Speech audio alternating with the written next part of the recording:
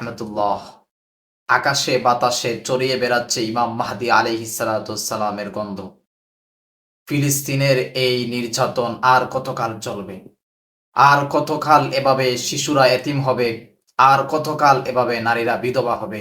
আর কতকাল শুনতে হবে মাজলুমের আত্মচিৎকার? প্রিয় ভাইরা আমার, দেখেন এই দুইটা শিশু, মনে হয় তারা দুই ভাই, বুলেটের শব্দ শুনে একে অপরকে জড়িয়ে ধরছে। এরপরে দেখেন আরেকটা কন্যা সন্তান মা মা বলে দৌড়াচ্ছে, কিন্তু তার মায়ের কোনো খোঁজ নেই, সন্ধান নেই। এদিকে দেখেন কেউ হারাচ্ছে তার সন্তান, সন্তানের লাশ কাফন ঝরানো অবস্থায় কুলে নিয়ে কান্না করছে, দোয়া করছে। প্রিয় ভাইরা আমার, আমরাও মুসলমান, আমাদের স্বজাতি ভাইরা ফিলিস্তিনের মধ্যে বারবার নির্যাতিত হচ্ছে, বারবার তারা জুলুমের শিকার হচ্ছে। রাসূল সাল্লাল্লাহু আলাইহিস সালাম হাদিসের মধ্যে বলছেন যে পুরা মুসলিম উম্মাহ হলো একটা শরীরের মতো, একটা অঙ্গের মতো। যদি এক জায়গায় আঘাত হয় তাহলে পুরা শরীর যেভাবে ব্যথিত হয়, একটা মুসলমান যদি বিশ্বের যে কোনো জায়গায় ব্যথিত হয়, নির্যাতিত হয়, তাহলে পুরা মুসলিম বিশ্ব ব্যথিত হওয়া উচিত। আজ আরব বিশ্বরা কোথায়? ফিলিস্তিনের একটা কিশোর সে বলতেছে আইনাল আরব, আরব বিশ্ব কোথায়? আজ মুসলিম বিশ্বের যারা আছে এরা কোথায়? তাদের অস্ত্রশস্ত্র কোথায়? তাদের সেনাবাহিনী এরা কোথায়?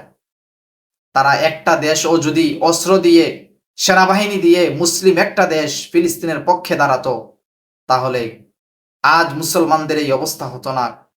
কিন্তু আমরা নিরাশ নয়, একদিন অবশ্যই বিজয় আসবে, একদিন অবশ্যই ফিলিস্তিনের মাটিতে স্বাধীনতার পতাকা উঠবে, অবশ্যই একদিন হাজারো লক্ষ কোটি শহীদের রক্তের প্রতিশোধ নেওয়া হবে ইনশাআল্লাহ।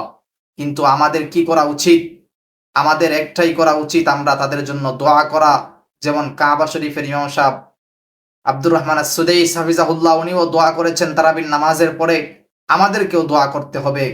আর আমরা সরকারিভাবে সরকারের কাছে আবেদন জানাবো যে যেন ফিলিস্তিনের পক্ষে বিবৃতি দেওয়া এবং ইসরায়েলের বিরুদ্ধে ইসরায়েলি এই হামলাকে তীব্র নিন্দা জানানো হয়। এই ডোনাল্ড ট্রাম্প ক্ষমতায় যাওয়ার পরে বিনিয়ামিন নেতানিয়াহু সে সাহস পেয়েছে আবারও ফিলিস্তিনে হামলা করার, কিন্তু এই হামলা বেশি দিন টিকবে না।